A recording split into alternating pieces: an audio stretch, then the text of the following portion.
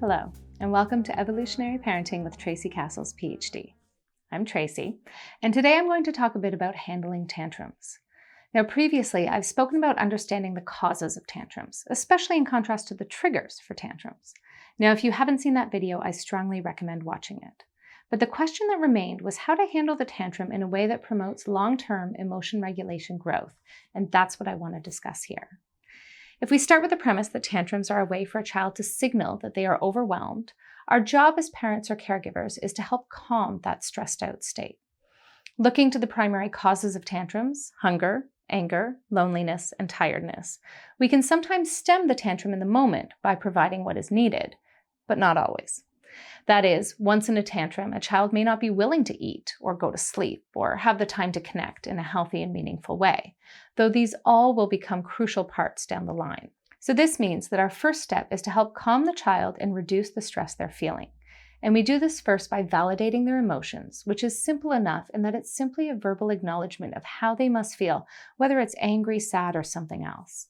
When we do this, we immediately let our kids know that we're with them, and this can help drop some of those defenses that go up when they're feeling stressed out. So think about how you react when you're defensive. If someone can empathize with you, you're more likely to breathe out and be open to whatever else they have to say. Now, the next step is to hold a boundary whilst reminding our children that we are there for them. I know most people believe that if you don't punish or you don't ignore, you must be giving in. Not so. You can hold your boundary in a loving and compassionate way. Saying no should not be something that our kids associate with anger, neglect, or any other negative state with the people that they rely upon. In many cases, the child will continue to tantrum for a while longer as they release the negative energy that has been built up. So during this time, you don't need to say anything, or you may choose to reiterate your empathy and remind your child that you're there for them, even while holding the boundary. It can sound a lot like, I see how hard this is for you, and it's okay to find this hard. I'm here for you when you're ready for a hug or a cuddle. Depending on the child's temperament and age, they may seek comfort early, or it may take a while, and either one is okay. Now, after the big emotions have passed, you can focus on addressing the cause of the tantrum, and depending on age, you may want to discuss other ways to express these feelings, or even how to identify the causes before they become too overwhelming. Now, some people feel that any positive emotion during a tantrum is just going to increase the chance of another tantrum.